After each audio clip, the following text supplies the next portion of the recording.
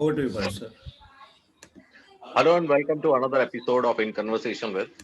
In Conversation with is a part of the CASI Global New York Knowledge Series, where we invite senior management practitioners from across the world and try and understand what they do, how is it that they do, and get executable advice for our audiences. My name is Paresh Sheth. I am a director at CASI. CASI is the world's largest platform for CSR and sustainability. We are into education, volunteering, and a couple of other businesses related to sustainability and CSR. We are also the world's largest volunteering platform with over 3 million volunteers. So today we have an extraordinary panel with two consultants, Anjani and Wanda, one from India, one from Europe. We have a consultant from Manila. We have a special guest from China, and we have a CSR practitioner with us. So this promises to be an exciting session. So let us start. Let us begin with asking Anjani to show his angle. Anjani is a part of the Big Four. He's from Deloitte. He's a partner at Deloitte. And let's start with what's your angle? Anjani ji, over to you. Sure. Thank you. Thank you, Paresh. Let me just quickly introduce myself, and then I'll also talk about what is my angle today, and then take it from there. At the outset, thank you, Dr. Paresh, for inviting me to this session and for letting me share my thoughts on the corporate angle to sustainability and how I see the corporate world approaching sustainable profit. So I head an offering within Deloitte Consulting, which is called Strategy and Business Design. And one of the key components of that is helping our clients in defining their sustainability strategy, and then over a period of time helping them implement that. So what the angle that I want to take is how I'm seeing the corporate world start in its journey to sustainability, where the end state is not a trade-off between profitability and sustainability. It actually goes together. Today, whenever you speak to corporate honchos, it's always either a check in the box view to sustainability, or it's about, you can make one of the two. You can't make both. You can't be profitable and you can't be sustainable. So I've started to see some green shoots where I do think a lot of organizations across the world have started in that journey. And today, the angle that I will take is where do I see organizations, and there is an element of the pandemic that we find ourselves in, how that is accelerating some of the move. So what I did was I've put together a few slides, and let me try and share that with the panel here, and let me know once it's visible to all.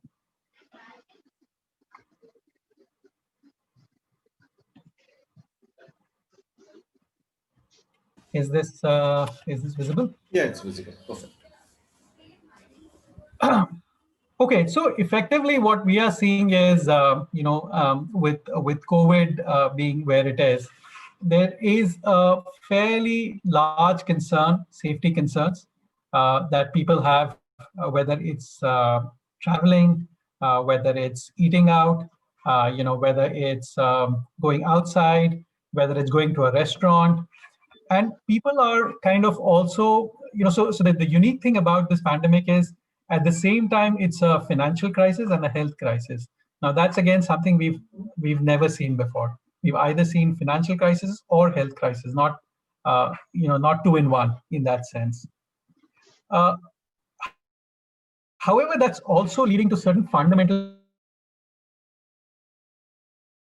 changes in consumer behavior. So as you know, people have moved a lot more to online. People are a lot more comfortable sourcing from locally produced material, buying from local stores, because they believe that is going to give rise to sustainability. People are also looking to buy a lot more things which earlier they wouldn't have bought online, and they're also trying to increase what they were buying online. They're increasing the quantum of that. But at the same time, we are also seeing that some of this new behavior, online purchasing, for example, is leading to new forms of waste, whether it's plastic, whether it's new packaging. And, all of us who bought from Amazon or any of the other online stores, know the kind of packaging, the kind of cardboard boxes that the products come in. So people have also started to become more and more conscious about how that is impacting the environment. As Deloitte, what we've done is before the pandemic and now during the pandemic, we are running a longitudinal survey of customers across 16 countries to get a sense of almost every 6 weeks how people are behaving, how they are thinking about the pandemic, and from a sustainability perspective, how are they working with companies, how are they changing their behaviors. And again, we are seeing that consumers are becoming more and more conscious about the kinds of choices that they are making. So, for example, we did a 2019 poll. This was just before the pandemic, where we asked respondents from multiple developing countries to share what is it that they cared most about making decisions about brands. Right? And that's something that you'll see here. Increasingly, price, functionality, all of those are critical elements of decision making. But increasingly, people are being more and more conscious of how the company treats its employees, how the company treats the environment, and how is the company having an impact in the communities that it operates. If we had done this survey a few years back, I know for sure that these percentages would have been significantly lower. What we're also seeing is organizations which are going back to their purpose and are organizing themselves in terms of who are the vendors they work with, what kind of people do they recruit, what's the messaging that they give to their customers. People who are tying all of that back to their purpose, they are seeing a significant increase in their revenues and profitability versus companies which aren't. So, for example, if you look at Unilever, right, they have about 28 sustainable living brands in their portfolio. You have brands like Dove, Vaseline, Lipton. And if you look at their financial performance in 2018, these brands delivered about 75% of the company's growth and about 60 and grew 69% faster than the rest of the business, which wasn't necessarily sustainable. So again, as I started off saying, the angle that I'm taking is how companies and the more progressive companies have started on a path where they don't see sustainability and profitability as trade-offs, but actually one which supports the other. There are examples, and again, as I talked about Unilever, those are good examples where companies have started to do that really, really well. Similarly, in the post-pandemic world, the left side, I talked about some of the work or a survey we did pre-pandemic. On the right are examples of some work or some surveys that we've done in the post-pandemic world. And again, consumers are almost voting with their dollars, saying that they do want to buy more from local products, the local communities. And again, it's also forcing companies to react to this changing behavior. So, how they work with their people, where they source material from, they're all doing it not because they think it's a good thing to do or it's a check in the box, but they are doing because that's the only way they will grow their profit and grow market share compared to their peers. And what this does is it clearly shows to companies who aren't necessarily following it. And companies who follow it have got that clear, who are looking at more circular economy. But companies who are still looking at businesses and value chains as like a linear growth model, where the aim of the business is profit maximization, efficiency maximization, and cost minimization. I think they are also increasingly seeing the impact that they're having on the environment, whether it's in terms of climate change, biodiversity loss, on the social side, health and safety, poverty, job insecurity. All of those micro issues are elements that they're seeing as almost a direct result of some of the choices that they're making by being in a linear economy. Similarly, you're seeing a lot of macro issues, the social and the economic diversity in a lot of countries, especially the developing countries, is becoming, even the developed countries for that matter, the social diversity is becoming, the economic diversity is becoming wider and wider. You look at some of the unrest in a place like US, lots of other geographies. Most of it is getting triggered by the economic diversity being so wide. So, finally, they're kind of saying, if this is where a linear way of thinking about business is going to get to us, can we think about a different way of doing business? And to my mind, when we are speaking to CEOs, CXOs, and organizations, they're telling us that while a lot of this thinking did exist pre-pandemic, but just because of pandemic, there's almost like a trigger to accelerate the cause for change. And again, I'll just talk about a few examples and some numbers, which kind of give us some happiness that there are green shoots on the way. So if you look at companies, oil and gas companies, I know Peter, you work with oil and gas companies. So when you look at a Shell, a Total, a BP, they've all committed to become zero net carbon by 2050. Google's already announced to switch its entire operations to renewable energy by 2030. Apple's committed to be 100% carbon neutral for its supply chain and products. And the good thing is, even in India, if I look at the Tatas, if I look at the Mahindras, the Aditya Birla Group, they are also making commitments and making a lot of steps to move towards circularity through their companies and different subsidiaries. So again, I think a lot of positive shoots, a lot of things which are happening, and I think we're in the right direction. But having said that, I think some of these examples that I've talked about are almost the leading edge examples.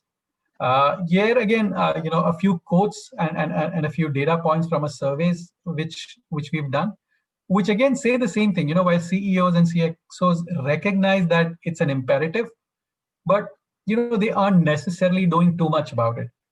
A lot of you on this call would probably know in August 2019, during the business roundtable, about 180 CEOs, US and across the world, led by Jamie Dimon, they actually pledged to think fundamentally differently about business. So, the entire notion of business being about maximizing shareholder value and investors being front and center of why businesses exist. The roundtable made a claim, and they signed a declaration, and it was all over the press, that they will make sure that they will move away from this notion of shareholder maximizing being the only reason why business exists. So they've talked about broadening that to stakeholder maximization. So what you do for your employees, how you deliver value to your customers, how you treat your employees fairly, dealing in an ethical and equitable manner with your suppliers, supporting the communities that you work, embracing social sustainability practices across your entire business, and making sure that you're working in an equitable manner. But again, while that roundtable happened and people made announcements, we haven't necessarily seen too much work on the ground. I know the pandemic hit early this year, and hence maybe they didn't have time.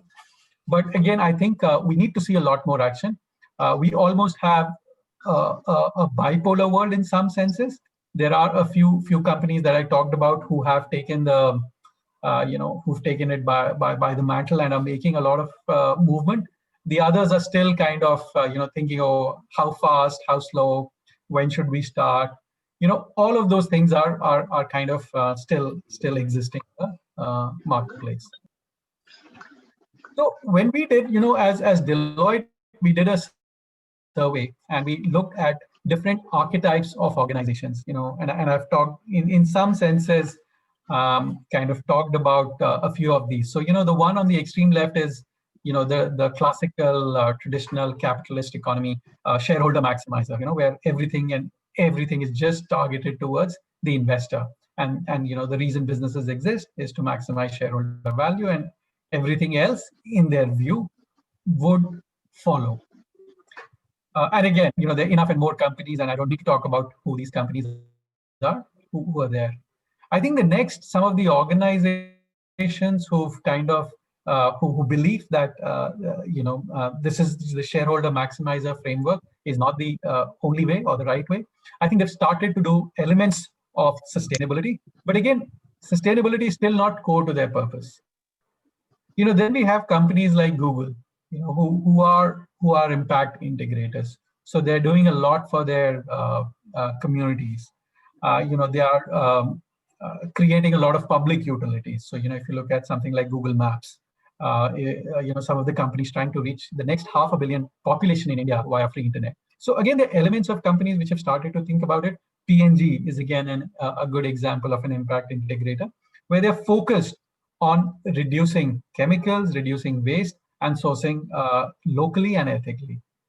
The final, which again, the great thing is there are a few examples. So if you look at Tom Shoes, for example, as they say, the reason they exist is to do good to the society, and and they automatically make profits in that sense. So that's the kind of model I think over a period of time, we would like to see most organizations move to. But the good news now is there are a few case studies, case examples that other organizations can look at and aspire to. So, having talked about these different archetypes of organization from a sustainability perspective, what really prevents the organizations to move to the right? So if I talk about the sustainable innovator, that's the right hand side figure shows the value chain that a sustainable innovator follows. The left is what we call the traditional ecosystem. So everything is done here, everything is built in house. I am going to compete for resources with everybody, with my not just with my competitors, but even with my suppliers, with my customers. Everything is seen as a zero sum game. Classical example here is if you look at banks across the world, all of them, and again in different countries at different stages, all of them went the whole hog setting up ATMs in different cities, and in a lot of places they've just put ATMs next to each other because they were firmly of the belief that it's an ecosystem that I'm creating. I have to differentiate myself without necessarily thinking that if you collaborate and if you work together and you think of the customer first and if you think of the environment first, you could actually collaborate and have common sets of ATMs. But everybody actually just went and replicated the entire infrastructure, causing such a impact on the environment when that wasn't necessarily needed. Again, the right side, as I said, is again examples of sustainable innovators, which is what we call real ecosystem, where organizations are working not just within their own network, which is the top part, but also outside of the network, whether it's the social sector, the public sector, the financial sector, and making sure that when they take decisions, the decisions are from a point of view of optimizing the entire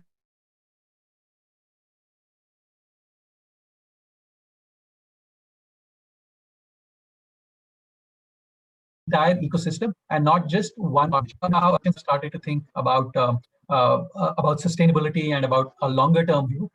We've started to see organizations move away from from midtermism, almost like we won't think about our sustainability plans over the next 2 to 3 years. We will take steps what gets us to a sustainable kind of view. But organizations are kind of fighting where is it that we want to do, and then coming back, which is what we call zoom in. The zoom out is looking at a 10-year horizon, zooming in back and saying, okay, what do I need to do in the next 12 months to make towards the sustainable future that I've envisioned for my industry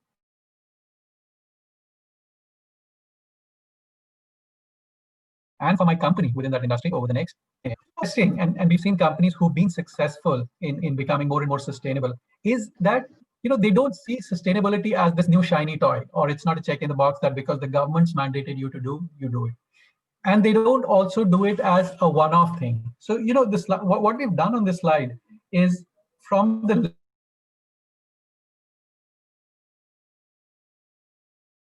left to right is just is a value chain. Back end is the configuration, how you make your money, what kind of networks you have, how you're structured, what processes you follow.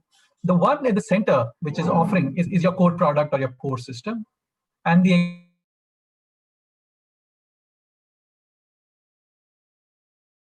experience on the right is how you interact with your customers. Sustainability for a company is if you start taking steps in each of the 10 elements of your value chain. So if you are sustainable on let's say your channel, So how you what kind of channel partners do you have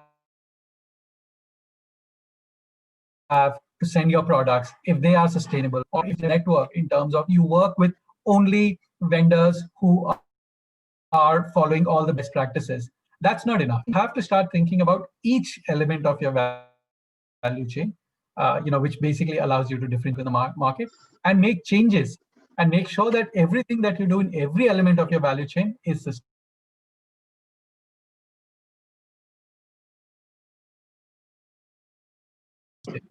That's the only way you can get sustainable. That's the only way you can get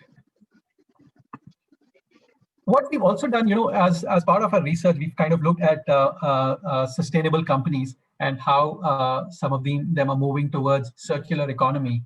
And what are the business? So, I've talked about the value chain view.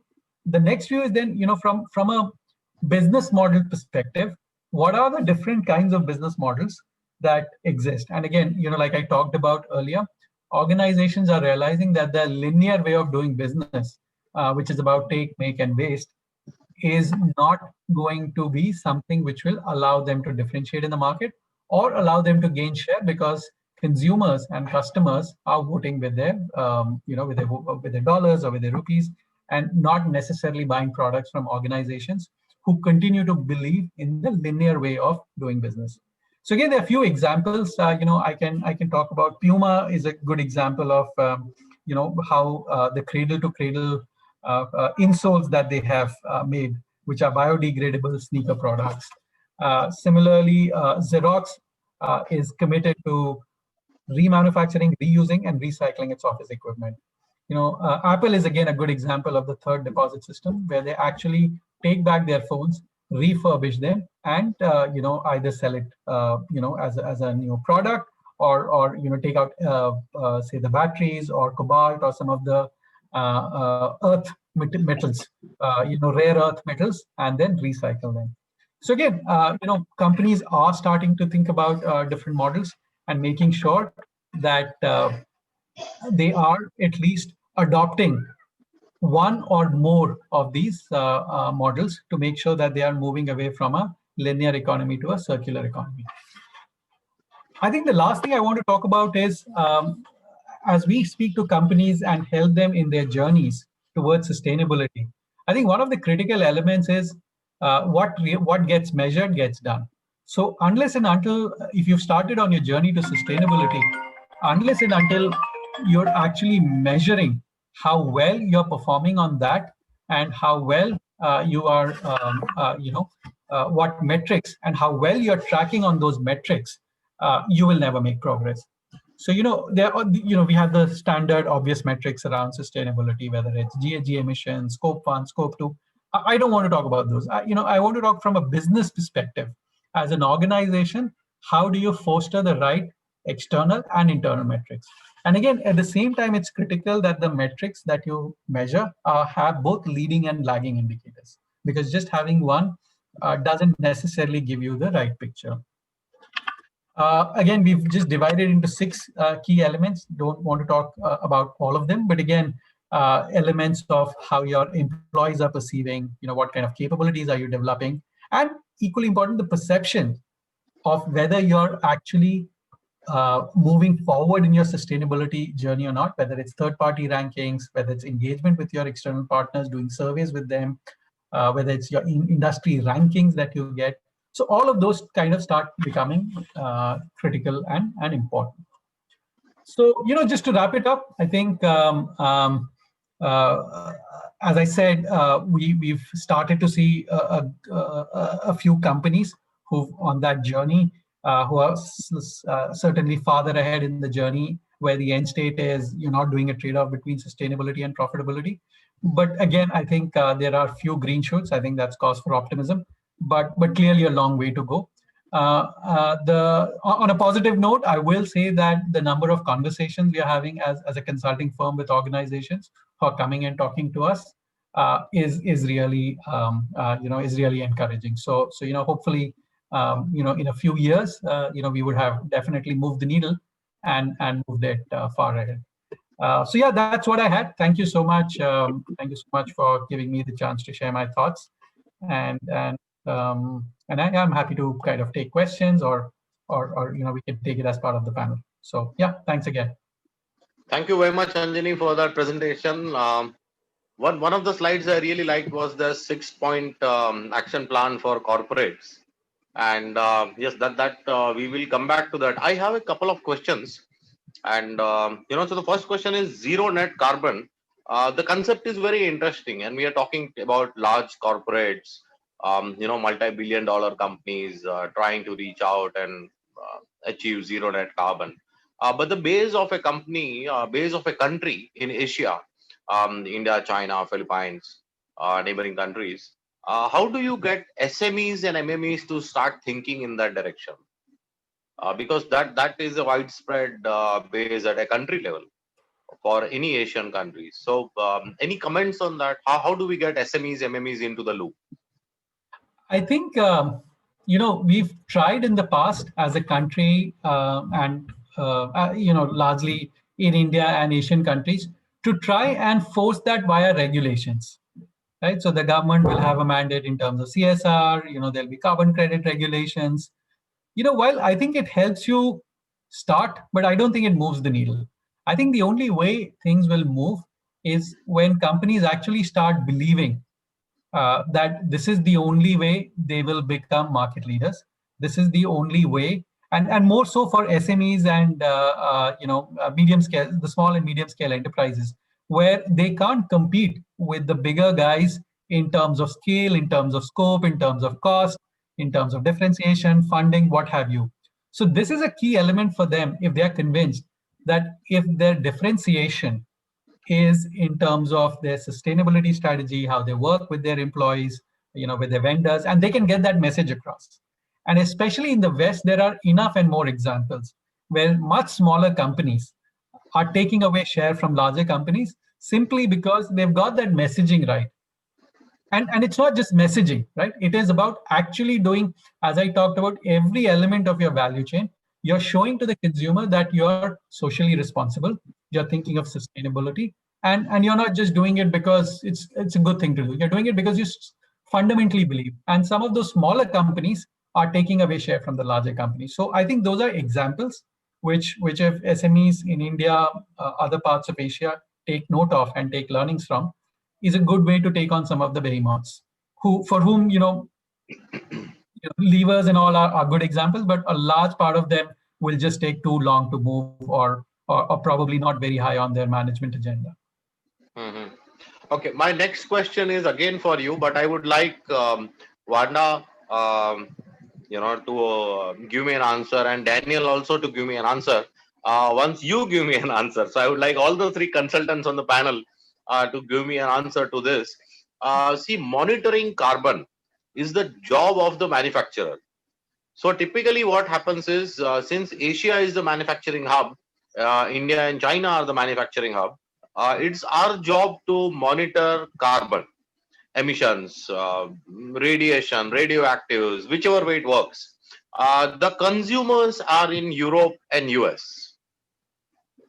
And we believe that only if the consumers start demanding that this is the company that I support or this is the product that I support, unless that happens, I don't think, or really there is a school of thought which says that change will not happen till the time the consumer asks for it.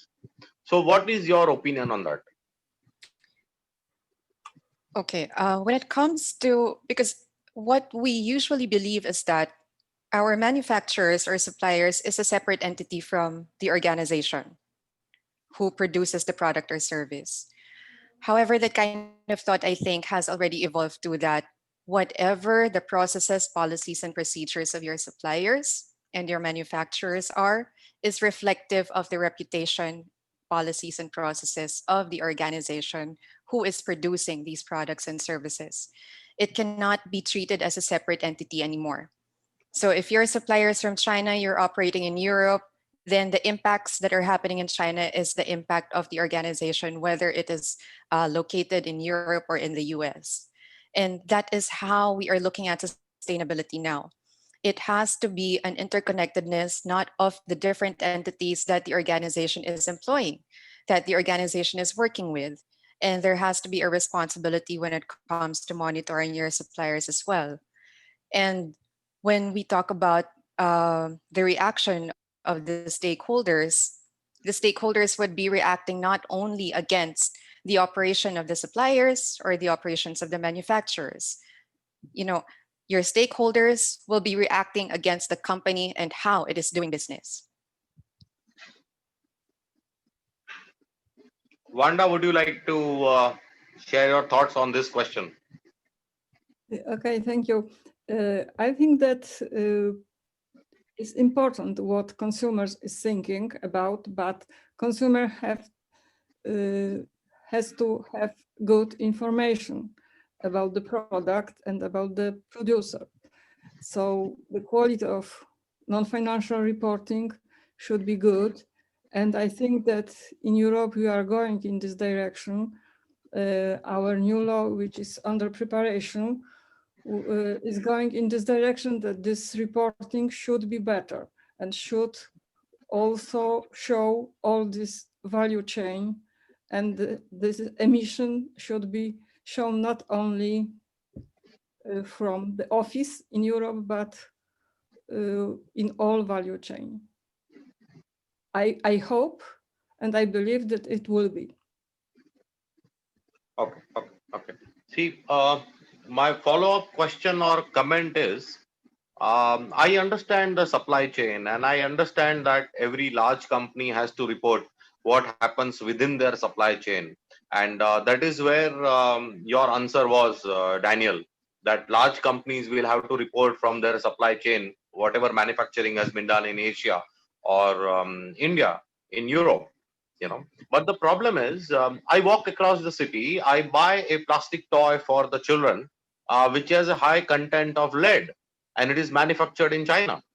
So that is where the problem is. The consumers are not really focused on buying. When you are buying, you are not really focused on the environment or any other mode of the sustainability.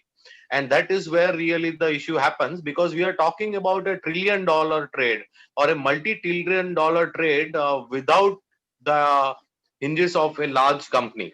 So large companies and their supply chain is one thing, but beyond the large company and their supply chain, we see trillions of dollars of trade happening without a large company being involved. So there are manufacturers, and then there are traders, arbitrageurs, and then there are consumers. So till the time the consumer understands that, look, I should not be buying this product, manufacturers simply will not care, because they are SMEs or MMEs, and they are not a part of large companies which do a sustainable reporting. So that was the focus really of my question, that how does one start addressing, or how does even one start thinking in this direction of these trillions of dollars of trade happening without the aidness of the large company? So what are your thoughts? Anjani ji, would you like to have some thoughts on that? Yeah, I think you're bang on. I think it has to start with the consumer. I think getting a change across the value chain without the consumer being the catalyst or the harbinger of that change is going to be extremely, extremely difficult. Because we're almost, it's like it's like Newton's laws of motion. Things are just going on, people are making money.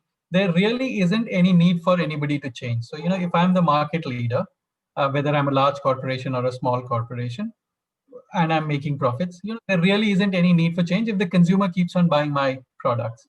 I think it's the day that the consumer starts demanding, and I do see that happening. I think I probably see that happening more with the millennial population, and I'm hoping it's seeping in across generations now as well. And fundamentally, as people, as we're seeing things around us, it's become very touchy and feely now. The climate change is no longer something that exists in a documentary. We see that every year. In a place like Mumbai, the rains are highest ever. Every time you read in the newspaper, everything is highest ever. The daily temperature is highest ever. The amount of rain is highest ever. I think it's impacting each one of us. And I think each one of us is starting to make those choices in small ways, which is why I said I think it's a long journey. It is a long journey because, again, across different state of society, there are different needs. So if somebody who's just about making their ends meet, if you tell him or her that sustainability is critical and, buy something which is 10% more expensive, she's not going to listen to you. Correct. So, but over a period of time, as things start moving, I think you will start seeing that change. But I think you're right. It has to start with the consumer, the person who's paying with her dollars. Otherwise, it's really difficult to move it from the manufacturer first and force it down the consumer. Correct, correct. Before we move on to Danielle, I would like to clarify why I was asking you about the consumers. See, at CASI, we have 3 million student volunteers, and they are all teenagers. And the reason why we started this platform is because we feel somewhere our philosophy is that change will happen through youth. So if the youth starts demanding better clothes, better cars, better mobiles, by better I mean sustainable. Yeah. Then there is no way that companies cannot react to it. They will need to. There is no way governments cannot react to it. They will need to. And that is why we are working with this youth and promoting various issues, right from road safety to financial literacy to cleaning beaches, tribals, artifacts. That is the reason why we really started this platform. And now we are into multiple things. But the real reason was that we wanted the youth to go to the government and say, hey, I will not buy this. This doesn't work for me. And the youth is powerful. And that is where we started. So I think, Paresh, there is another important element. I think that's a good point that you mentioned about. So, while the youth is a consumer, the youth is also an employee in these organizations. And Correct. as an employee, she can start that change. The youth is also an entrepreneur today. And when she's starting her own company, she can pivot that change. So I think while consumer is one element, I think the role that youth plays across the value chain, whether as an employee, as an owner or as an entrepreneur, if they are supplying something. So you look at the entire value chain, right? Correct. And wherever they are playing a role, they can play that trigger role. So I think consumer is probably just one. All the other elements also are places where they can actually influence more sustainable practices. I agree. Absolutely. Also, if I may just add to Anjani, I agree on that. That the youth they actually have a control when it comes to the operations, and they have now shifting behavior when it comes to what are the products that they would be availing of, and information is very much available to them. We have the internet, we have social media, and whatever happens locally or how these products are produced, it's public. It can be seen easily.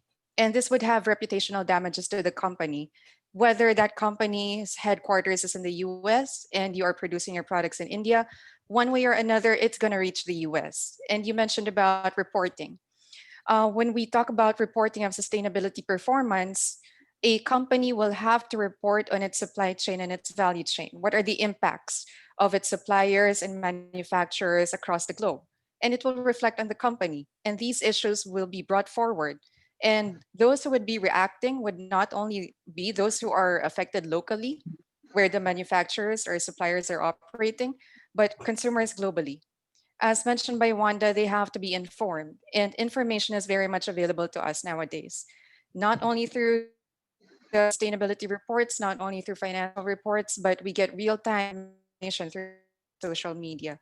And the youth have the power to control this. They are the ones who are influencing the information that is made available in social media. Correct. Absolutely right, Daniel. And that sort of strengthens our cause. We are happy we are working in the right direction at CASI. So let me come to you. Tell me, Daniel, what is your angle when you decided to work in the business of sustainability, in the arena of CSR and sustainability? There must have been something that you saw. There must have been something that you want to change. There is something, there is a value which you created, and you say, okay, this is the value that I will provide. I will make this change, and this is how it will work. So what is your angle really? Please tell us. Okay. So well, sustainable development is not a new concept. It is also not a new term. The term of sustainable development started in the 1980s, but then the definition was very much considered to be more on the side of environmental impact, able to provide the needs of the present generation while also the future generation.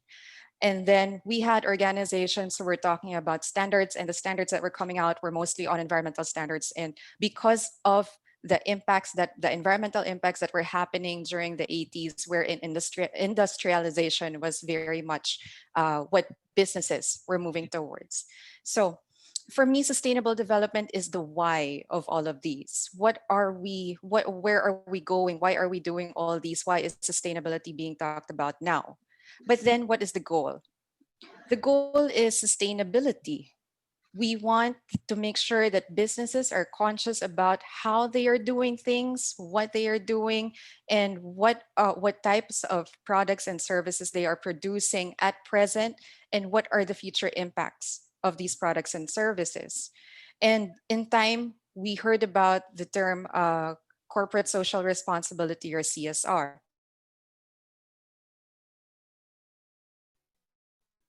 because the focus is the most influential entity in organizations. And so my interest in this is that the terminologies itself, of course, had an impact on me, on my studies, and in my work. But then my angle now, presently on sustainability, is the importance of measuring and monitoring sustainability performance of organizations. And because we always talk about how the questions that I had were, how do we define what a sustainable business is? What do we mean by a sustainable organization? How do we exactly measure how sustainability is? So businesses have requirements and the responsibility to move towards operating the goal of sustainable development.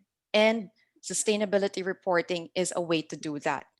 And one of the standards when it comes to sustainability reporting nowadays that is being used and also being promoted by governments, regulators, and also organizations of different sizes, the most comprehensive standards and framework that we have is of the Global Reporting Initiative. And they are working closely with other organizations to integrate these sustainability standards and frameworks so that more and more organizations would move towards measuring and managing impacts.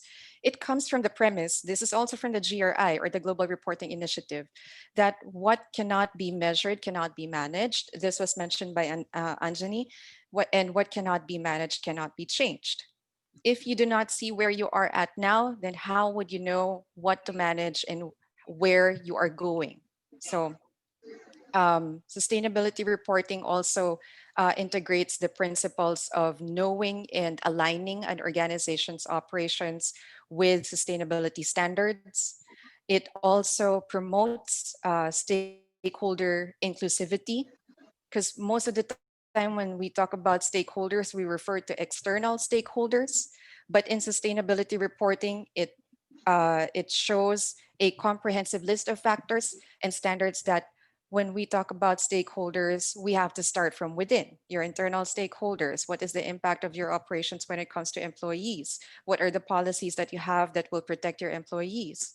And how, because the whole integration of sustainability cannot be a one-time big time thing. You have to know where you are going and start with what is most material and what is most aligned when it comes to sustainability standards according to the operations of my business. And so a sustainability report is somehow able to paint a picture of the sustainability performance of an organization or a business. And it also reports and communicates where the company is going in terms of these initiatives.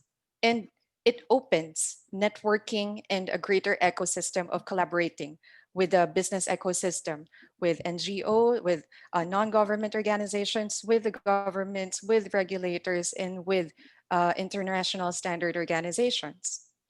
And so when you are able to manage and measure your sustainability impacts, then you're also able, if this happens year per year or however companies or organizations do it, then an organization is able to see and integrate what is the value that sustainability brings to the organization. How does it impact my customers? How does it impact my employees? And most importantly, of course, how does it impact my shareholders? And when we talk about shareholders and shareholder value, what they are looking for is, do these types of operations or how you are doing business, will it increase revenue? Will it decrease the costs? Will it decrease the risks? And will it increase growth? And that is how sustainability works, and the measurement of sustainability performance is. It somehow helps you build from where you are to where you want to be. And I think that is the most important now to do, especially at this time. 2020 has been a very interesting year, especially for organizations who have already started to do sustainability reports.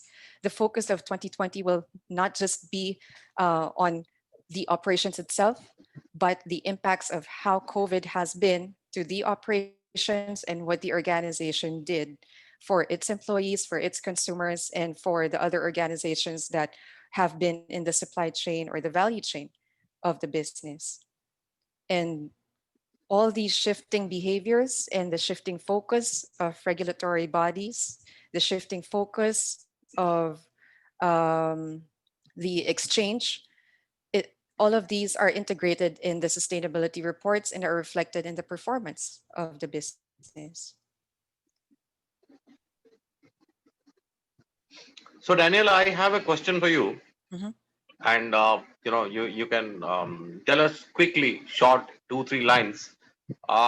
Business value creation through sustainability studies is one of your interests. Mhm. Yeah. So what do you typically advise for a company in Asia? How do they create business value through sustainability? What are the top 3 things that will result? How will it help a company? I think well, introspection is one, of course. As I mentioned, you have to know where you are for you to be able to begin your sustainability journey and create value in the process. What are the resources that are available to you? What are the current policies that you have? Do these policies align with international standards and norms? And how are the processes being done in the organization? Do these also align with international policies and norms? Is it compliant with local regulations and international regulations? And all these have to be taken into consideration if a company would really want to create that business value. We are not only looking anymore into just the profit margin. Of course, that is very important. At the end of the day, you have to earn and increase that revenue in order to sustain your sustainability initiatives. But then you also have to make sure that you know where you are and you know where you're going. Thank you very much, Daniel. Coming to you, Wanda. Um, good to have you on the panel. Thank you very much for being here, Wanda. Um, you are a senior consultant. You have worked with, you have conducted workshops with corporates. You work across stakeholders, shareholders. So please tell us, what is your angle on CSR and sustainability? What is it that you want to promote? What is it that you want, the result, the action? What's your typical angle? Thank you. I have very long professional experience, 50 years, so I made a lot of different kind of work and see a lot, saw a lot resolution in different enterprises. I started from theoretical physics, and then I was IT expert and environmental protection expert, even international expert on air emission, and I cooperate with EEA. And it was the place when I first time heard about sustainable development, and I started to learn about that. And now, especially after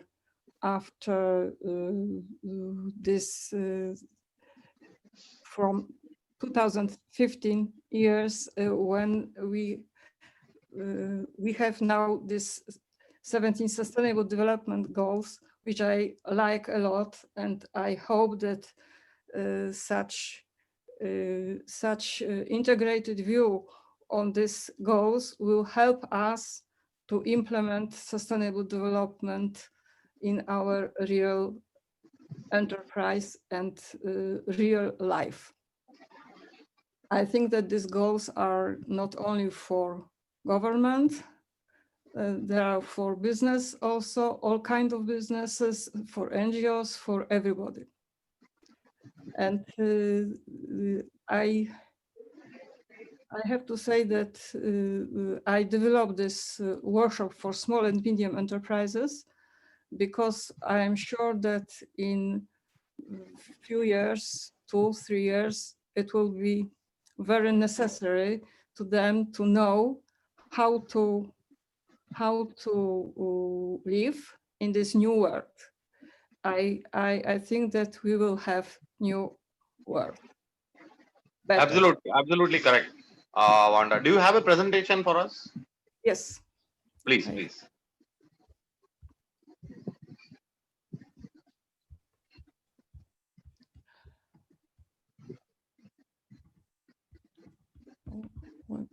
Well, when can I have? Oh, yes, here. You can just click on share screen tab.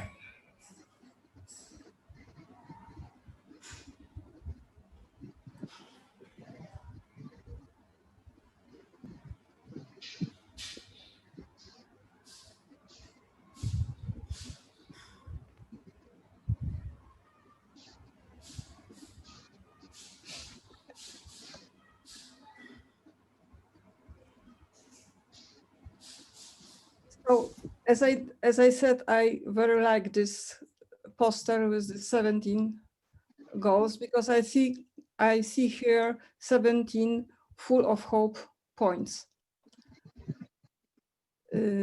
I prepare presentation about business responsible strategy because I think that all enterprise will have in a few years will be obliged to have such strategy. Decision about that will be in governing body of this enterprise. Is it possible to map all 17 SDGs to company business strategic goals? There are different point of view all over the world, but I think that yes, it is possible, and we can see it on this in this document, which show us how to do that. So the rules for mapping of all the 17 SDGs to company business responsible goal is to prepare goals for core activity and for impact and collaboration, thinking about people and planet. Next, to check harmonization of this goal with the goals of local authority strategy. I will show for these two examples of goals how to do such mapping. So for each SDG, we have a lot of targets. For 16, it was on the screen. So, for example, for target 16.5, we can set such goal for our enterprise: obligatory implementation of a company code of ethics, a chapter about corruption and bribery in all their forms into company activities. And for cooperation, promotion of the company code of ethics in the value chain. Another example for 16.10, we can to set such goal: ensure public access to financial and non-financial company information. Another for 17.14 target: creation and implementation of business responsible coherent strategy, coherent with local authority responsible strategy. And for cooperation, promotion of the creation of such implementation of business responsible strategy in value chain. How to, when we will have this ready mapping for all 17 SDGs, we have to think how to manage that. One of the tools which we have to use is a balance scorecard, and the new version of the balance scorecard ready for sustainable development management. This balance scorecard has additional, new balance scorecard has additional perspectives. The perspective of customer is split for customer, environment, and society perspective. So after mapping, we have to make analysis as a base for preparing our strategy. Then to discuss with government body about result of this analysis and mapping the goals. Then reformulate purpose and chosen goals based on analysis of the standard of non-financial reporting. And then prepare new balance scorecard and prepare it for management for implementation. Development of politics, procedure, codes of ethics, editing the business responsible strategy and adequate strategies, governance and management of the business responsible strategies operation, and risk and uncertainty analysis also. If we will do all this work, we will be ready to have integrated reporting. And is business responsible strategy also for small and medium enterprises and NGOs? I think that yes, it is. And in October, it was published a new document from UNDP. And in this document, we see that this is for all size enterprises, all NGOs and public sector entities, and for all geographical location. For very small micro enterprises and micro NGOs, and for everybody, we can start with Good Life Goals Manual. I am writing a book for small and medium enterprises, helping them to understand how to prepare such kind of strategy. Thank you.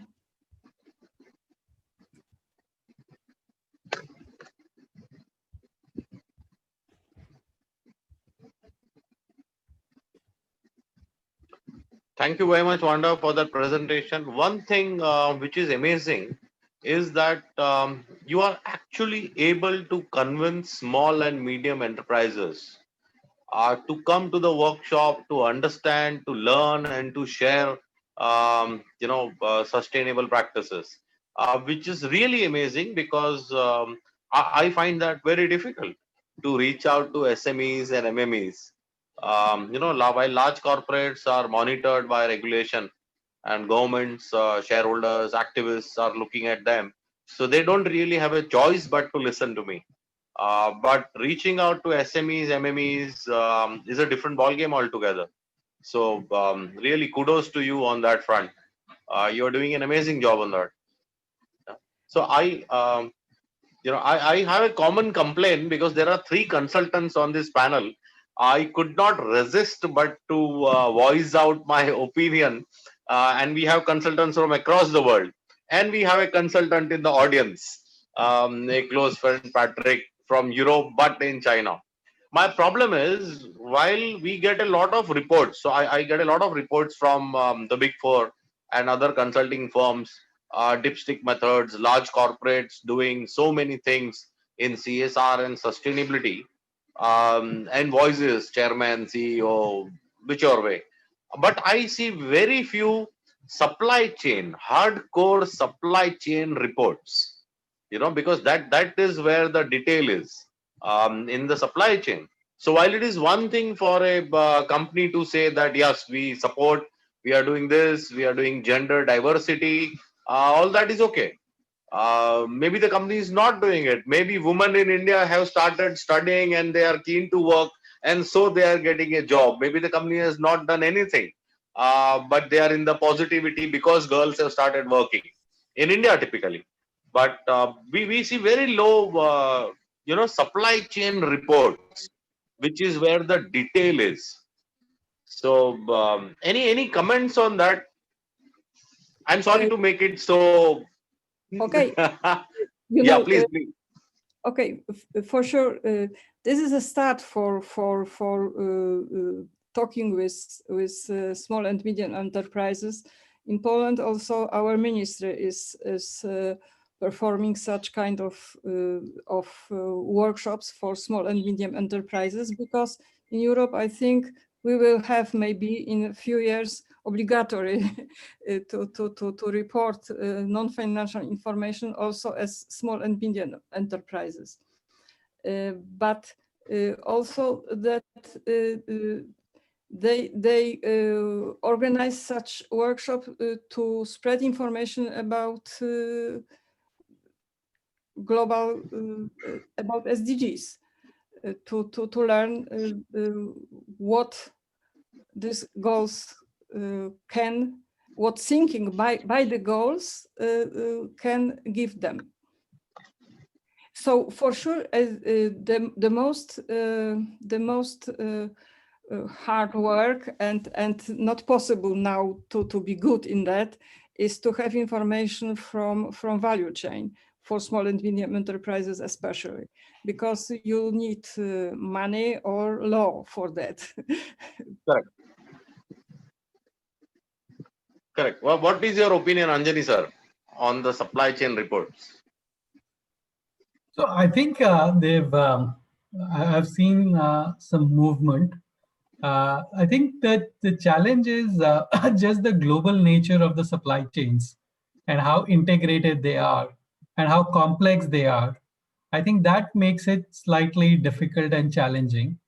But I think from our perspective, we are seeing a lot of MNCs and both European and American MNCs now reaching out to us and helping and asking for help in making their supply chains which are more sustainable.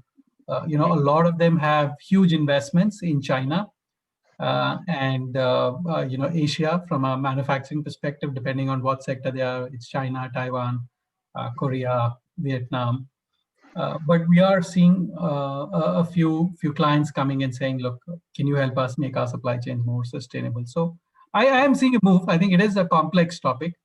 So it's probably, you haven't seen as many, but I think it's a very critical issue as well. Sure, absolutely. Thank you for your opinion. We can have questions. That was the end of the session. We can have questions from the audience, or the speakers can ask each other questions. Please feel free. We have the next 2-3 minutes for questions, please.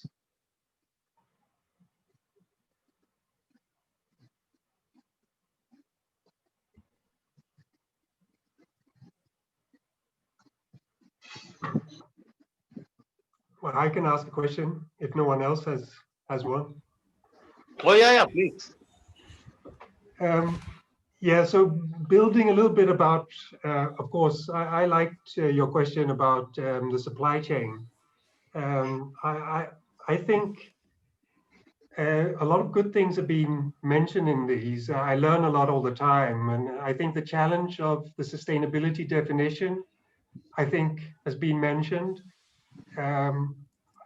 What I would highlight is then I think there's an awareness within the corporation on how sustainable they are and how sustainable they are trying to be. I mean, there's an actual sustainability, and then there's an awareness within the corporation understanding that. And then you have the reporting of that awareness. And then you have the consumer awareness. And I can see a lot of gaps in between those different levels.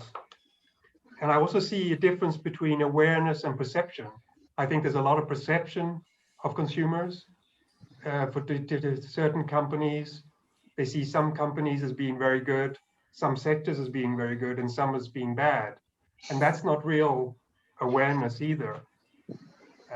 So that's kind of, I don't know if there's a question in there. I mean, one comment I can mention just about Apple, because I think Apple is always mentioned as a good company. But just this week, I saw reports that investors are looking at air pollution in China as an indicator that Apple is ramping up their production. So if Apple is such a sustainable company, why is air pollution going up in China? Because they're making more iPhones. So that's Yeah, that is one way of looking at it. Do you have a opinion on that, Daniel or Anjani? I think my comment when it comes to that would be one of the gaps that I see is when it comes to the local government regulations, because suppliers will comply with what is required of them where they are operating. But if it is not a requirement for them, then why would they invest on resources? So Correct. compliance to government regulations and the existence of these policies and regulations locally. When we talk about sustainability, it's true what Patrick said, that the corporates, business organizations are very much aware about sustainable development and how sustainability is being defined and practiced in the corporate world. But when we talk about government and government regulations, then that is a different entity. And I am just not very confident that sustainability and sustainable development are well embedded in the current regulations that we have in many local governments. And that could be a factor why suppliers are not also coming up with very robust and comprehensive reports and or certifications that are compliant with international standards. Because again, if it is not part of regulation, then why invest in the effort? So I understand Mitesh has a question, but before that, I would like to make an announcement. We have with us a very special guest, Hayden. Hayden is from Trinidad and Tobago, the 2017-2020 Chief Executive Officer for the Securities Exchange Board at Trinidad and Tobago. Thank you, Hayden, for joining us. Most welcome. Listening to a very interesting discourse. Mitesh, your question, please. Yeah, I have a question from our viewers for Anjani sir. I'll just read out.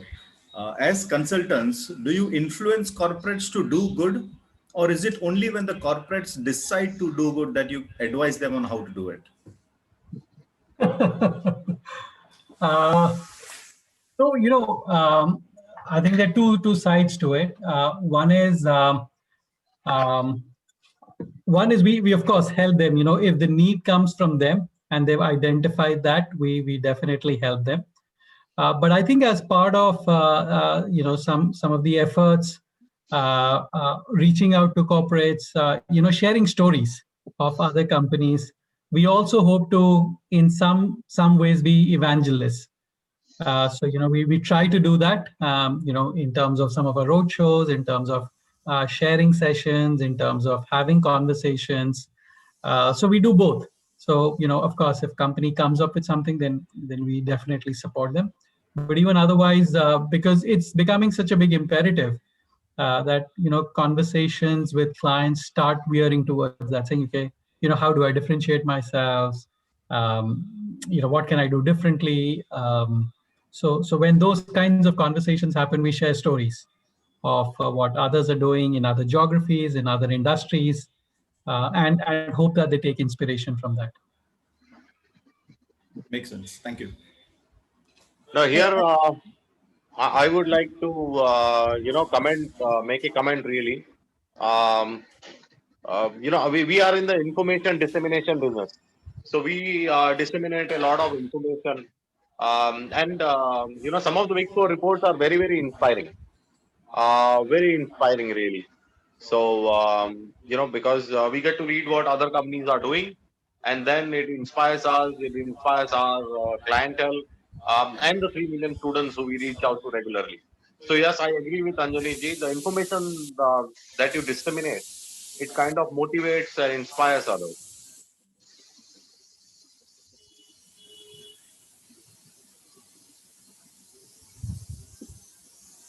Hello. Yeah, sorry, I had some misfunctioning on my No, we can laptop. hear you. Yeah, we can could hear hear you. you. We could hear you.